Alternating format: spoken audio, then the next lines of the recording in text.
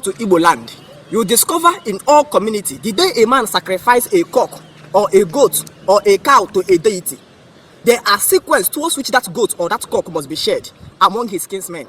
If a man sacrifices a goat or a chick or a cow, no matter the kind of animal the man sacrifices, there are sequences towards which the man must share that animal among his kinsmen.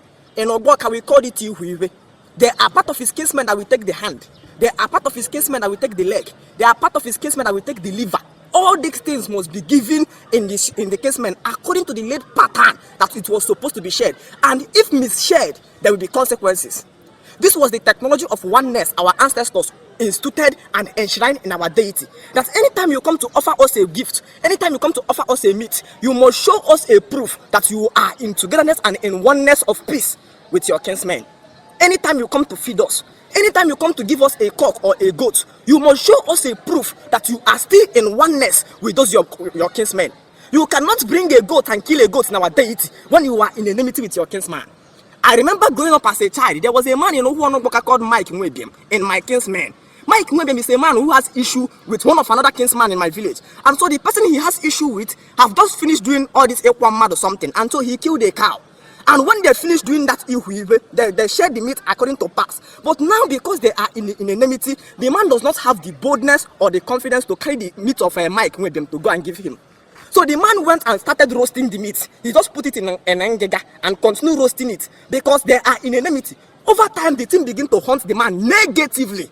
And they have to call urgent peace meeting. And then they brought Mike. And they brought the other brother, and they sat and automatically made peace there. And after finish making the peace, they now gave that Mike Nwebiem that meat. That means this one was instituted to assure, to guarantee the togetherness and the oneness of the kinsmen. A man come and told you that that deity that requests for the oneness of your kinsmen before accepting your offering is an evil demonic deity. You said, what made it evil? The man says it's a sin. What made it a sin? He says, God says it's a sin. Let God be true and let all man be a liar. He says, okay, which God do you have for us? He said, there is a God that we brought for you. That God in Luke 12 verse 50 says, thinketh it not that I came to bring peace upon the earth. He says, I tell you nay. I came to bring division. He says, from now onwards, he says, son will rise against father and father will rise against son. He says, mother will rise against daughter and daughter will rise against mother. Daughter-in-law will rise against mother-in-law and mother-in-law will rise against daughter-in-law. You look critically in your family, you see it happening. Mother-in-law cannot eat the food a daughter-in-law cooked. You look it critically, you see mothers and sons are in enmity. It's happening literally in your family. Because a man have come to introduce Jesus Christ in a culture of the people that was preserved in unity. If you kill any ghost today or any cow in your kinsman, if it is for traditional, it must be shared in that system. Some people have the hand, some have the laps, some have the testicle, some have the share. You must share it in that way and it must reach all of them. Technology of showing us the evidence that you are still in peace and unity with your brotherhood.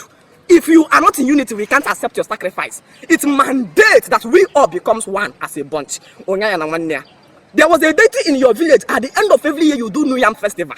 What is the technology of New Yam Festival? It is the deity in your village asking you, young man, show us the proof of the yam that you are still growing. We left you with a yam before we died. And if you must sustain or survive, if you must continue to exist, you must continue to grow this yam. Every year they ask you, young man, time have come for harvesting yam. Show us evidence of the yam you harvested. And so all man begin to bring out yam. It's not they are not hungry. It's not a display of showmanship. It's a technology of proof of our productivity. So every year, all the people here this ask, where is your farm, your own yam? He comes out with his own yam. Izu comes out with his own yam. We all do New Yam Festival. It's not show off. It's the technology of showing us productivity. Today, people say they are doing omenana. The type of omenana we are doing is to go out in Benue and buy yam to do New Yam Festival. You know, the ideology has been misunderstood. So a man came and says that deity that asks you about yam every year is an evil deity. You said, what made it evil? He says it's because God says it is evil. Let God be true and let all man be, because a Christian is a stupid man. Bible says in John 20:29, it says, blessed are those who did not see but believe, for there is the righteous one. But our own says that you will show. Seeing is believing. We don't have issue in believing you, but at least show us proof.